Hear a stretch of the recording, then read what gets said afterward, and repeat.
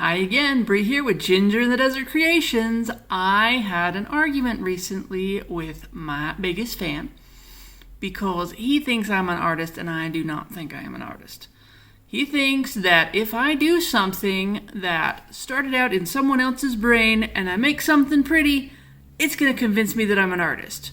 So he said, do a nebula. I'm gonna do a nebula. Let's go paint. Colors we're going to use to do our straight acrylic pour are going to be Creative Inspirations Purple Lake, Creative Inspirations Phthalo Blue, Mont Black, the base coat, Sargent Art Pearl Pouring Medium cut with Floetrol, tiniest dash of leftover Pebeo silver, almost not worth mentioning, FolkArt Treasure Gold Antique Copper, FolkArt Treasure Gold Blue Quartz, FolkArt Treasure Gold Fire Opal, and Sargent Art Aztec Gold. Now, I am breaking my own rules yet again because I believe that a painting looks the best when you keep it to 5, maybe 6 colors at most. Right now, I'm excusing it as these two are blues and these two are purples, and that's barely existent and almost white. So, that's my logic on how I'm cheating, but I know that I'm cheating. Thank you very much. All of my paints have about 5 drops of Minwax Wood Conditioner in them because I love how that performs in a painting. I'm going to lay my cup first. Largely the colors we're going to be using are the Purple Lake and the Phthalo Blue, and the other colors are supposed to be the ethereal pop of Gassy Nebula. So I'm just going to layer them.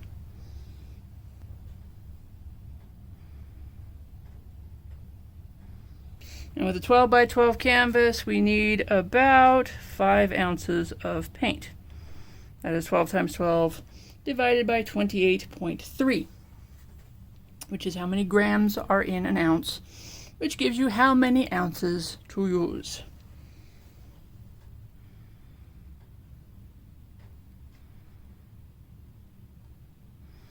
And that is just over half of this cup.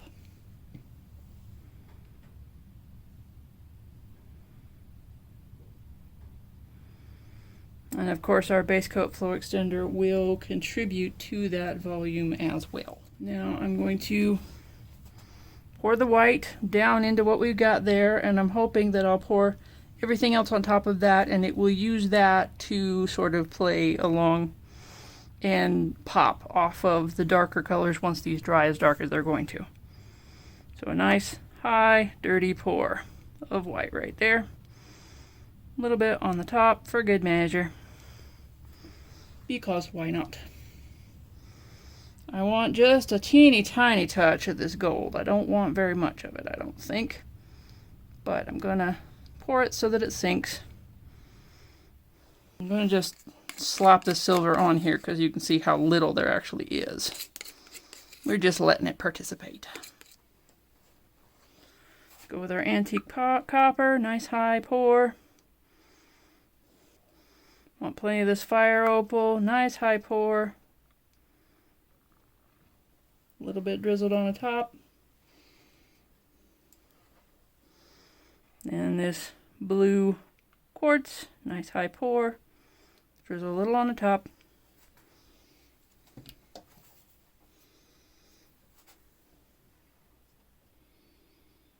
And I think I'm going to leave it at that. Now I am going to put on our base coat.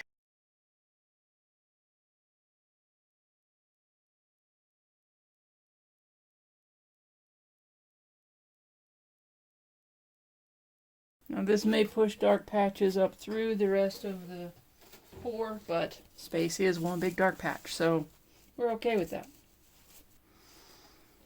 Here we go with our pour. Give it a little turn.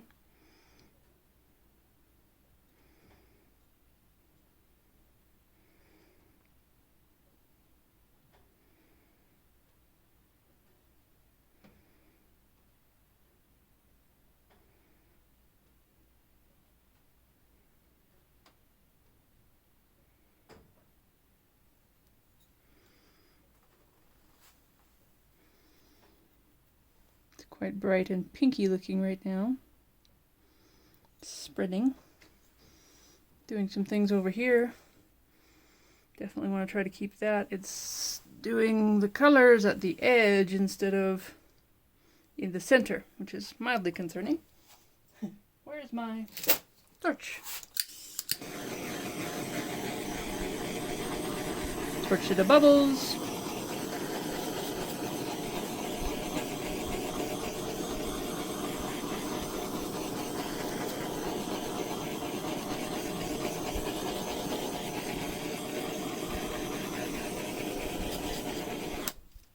Try to strategically decide how to stretch this thing to where I will get the most effect that I'm looking to get.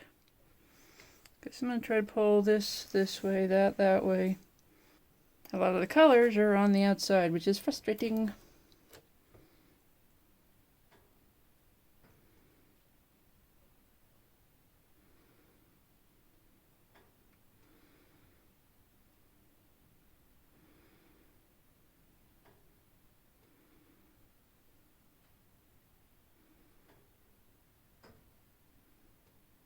And boom, we've got our corner.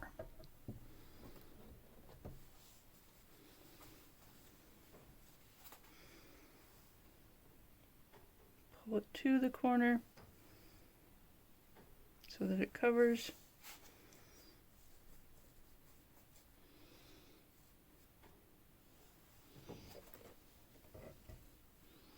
Bring the weight of the paint back near the center.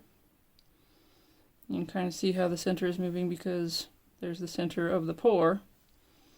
And it's going to slide right back over to the center where we want it to be. And then I'm going to keep gliding it so that it goes off of that edge.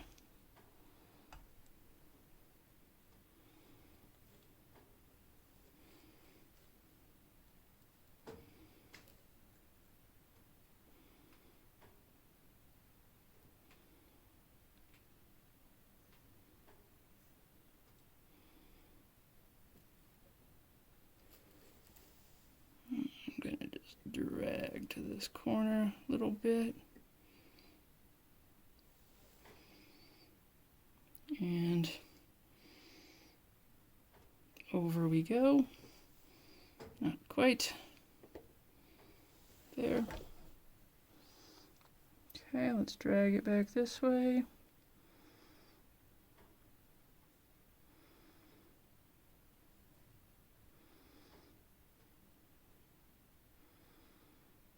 Trying to get it centered again.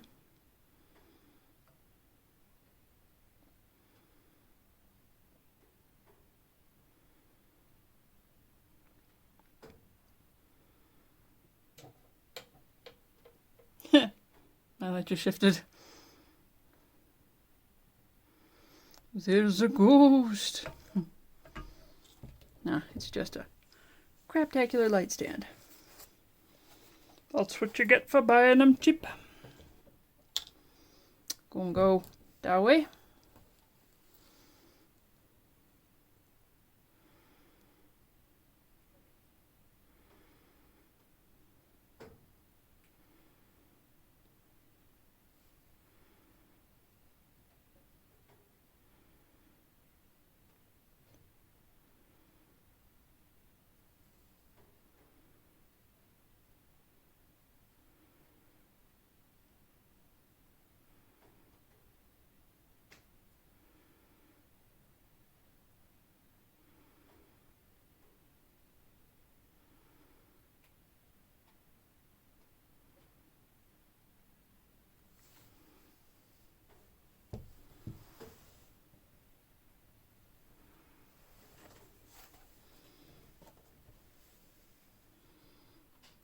Now I'm going to see how well I can pull it back over here.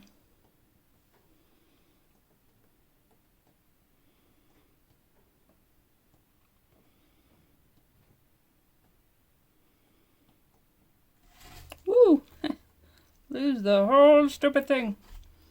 That is why I need to tuck my finger into the canvas.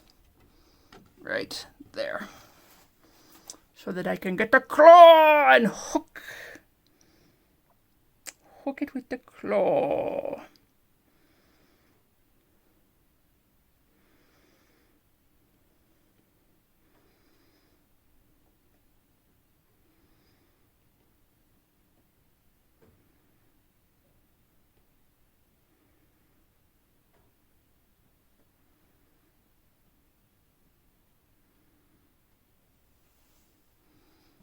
Gonna actually try to keep a little bit of this by sort of corner capturing this paint, some of it, and trying to push it back this way.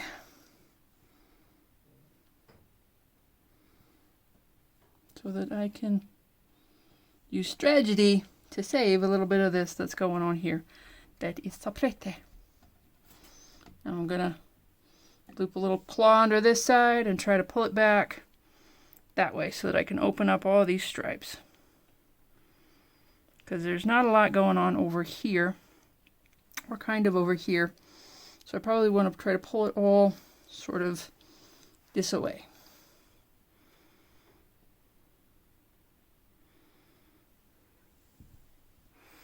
And if I move you into frame properly, which I should have raised this thing up again so that...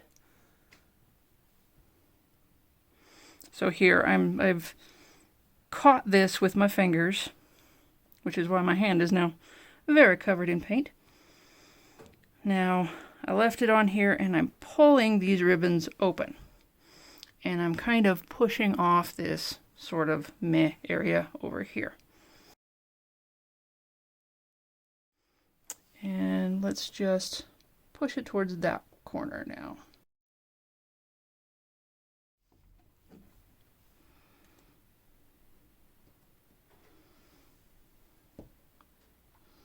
Actually, I think I like the way that that stripe out here on this corner has opened up, so I don't think I want to push off of that edge. I think I'm just going to continue to push off of this corner until I'm satisfied where the rest of this is going. The paint's hardly moving, so we've probably got most of it off, which is a happy sign.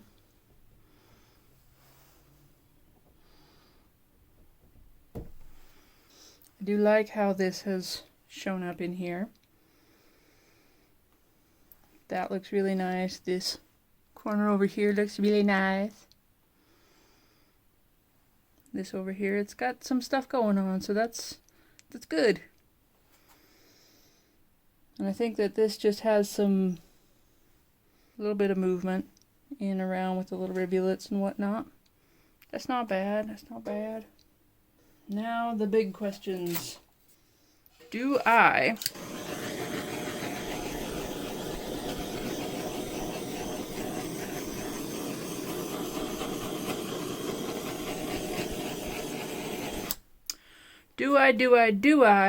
add glitter?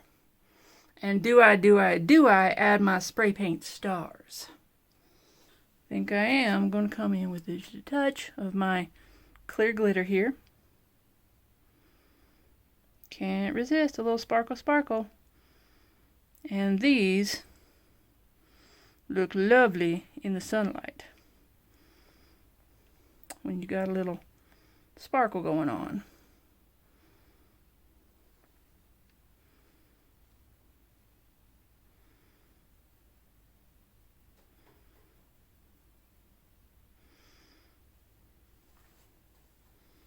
Not too much now, but just a touch.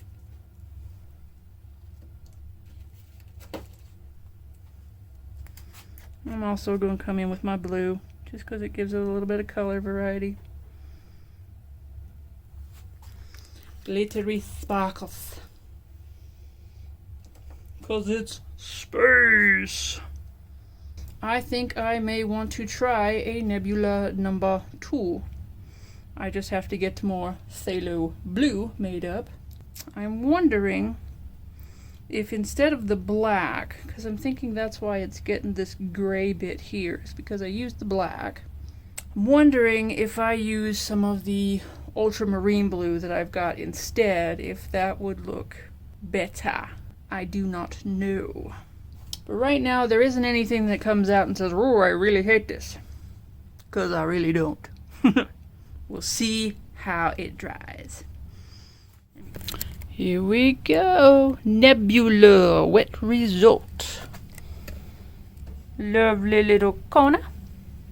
Coming across, we got kind of a meteor shower. If it'll focus. Get kind of this meteor shower effect going on. Got nice ribboning in there. Do really like that ribboning. Got the purple squiggly mess in here. Got some little gaseous looking stuff there. More ribbons. And this ringy thingy that I really like. So we will see how it develops and how it dries. See if it becomes nebulous. Stay tuned. All dry, here we have Pete's Nebula #1. It's got a lovely sparkle from that glitter that's in there. You can kind of catch that. That will look beautiful in the sunlight. What we got in here, this is interesting, just the way the paint interacted. It's got this sort of asteroidy look, speckly asteroidy look. We got that gaseous stripiness that does look like a nice little cloud. Got this scribbly, silvery thing going on up here that is just very pretty, and I didn't expect it. So that whole thing does look pretty fantastic, and I love the way the blue came out, even though I was looking to make it a little bit darker. I think it pulls off space fairly well.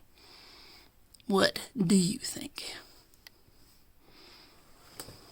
Anyway, thanks for watching. Bye bye.